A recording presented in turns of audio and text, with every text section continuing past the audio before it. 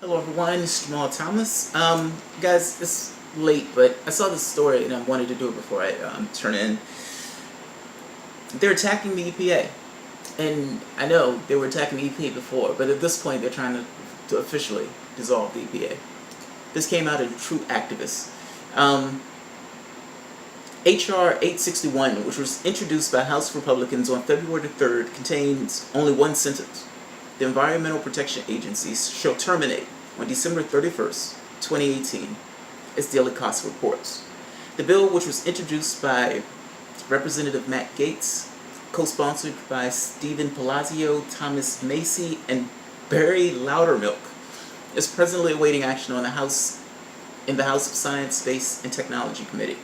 So they took a look at the people who were paying these guys, right? I mean, that's the first question. It's like, well, this is kind of weird. You have the EPA there. That's not necessarily a Democrat or Republican thing. The EPA there to protect land, air, water, quality, a natural environment. Why are they trying to destroy the EPA? It's weird. When you look into the people who's been donating the money, guess who their top donors are? Oil. And industries where if the EPA was there, they can put it this way, if the EPA wasn't there, it would be a hell of a lot easier to do their day-to-day work. Meaning it would be cheaper. They wouldn't necessarily have anybody checking on the things they're dumping. They wouldn't have anybody making sure that the water quality is okay. For the most part, those things are a pain in the ass to those businesses. But look, it's always good when you're a business, you can always just buy a Republican to fuck over the rest of the public.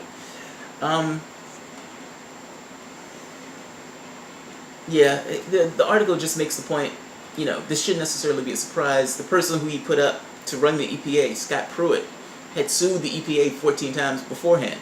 And they kind of make the point that we don't even know if Pruitt is going to abstain from cases that was essentially issued before he himself got into that seat.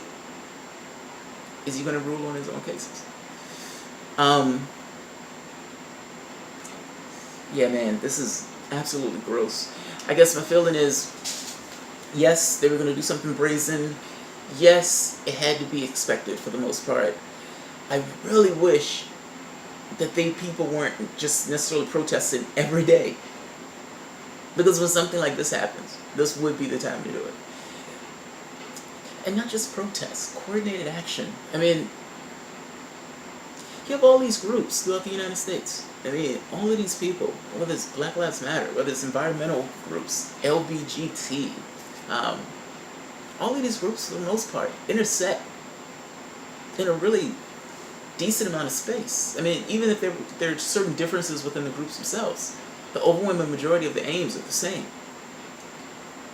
Coordinate. Not to mention, the Democratic Party should be coordinated. Like, this is where they're failing so miserably. Like, I just don't understand this thing. What are they doing? What are they doing? If you wanted to build a resistance, honestly, if your job as a minority party was to somehow find a bulwark to keep stuff like this from taking place, so at the very least, to make a big stink about it when it starts, you should be coordinated with each and every one of those groups in this country. And you should be creating a web all throughout the United States, intellectually thinking about how to act. Why don't you organize the people at these Walmarts? Why don't you organize the people at the 5 for 15? Organize those people. You can organize all of the workers in this country. Now mind you have to stand for something to do that. Which is kind of the problem, right? This is why I focus my energies on Democrats. Because, yeah, Republicans are horrible. Yes, they're going to be goblins. They're going to do shit like this. But who's supposed to be there to be the guard at the door? My point is, we have no protection in Congress. We have nobody who's going to stand up against this stuff. Who's even thinks in a way that's interesting enough or dynamic enough to even come up with suggestions or solutions to do it. They don't stand for any goddamn thing. They're trying to kill the EPA. And in many respects, I don't blame Republicans for this. They've always been clear about their intentions. Who the hell let them in office? You wanted to rig a primary.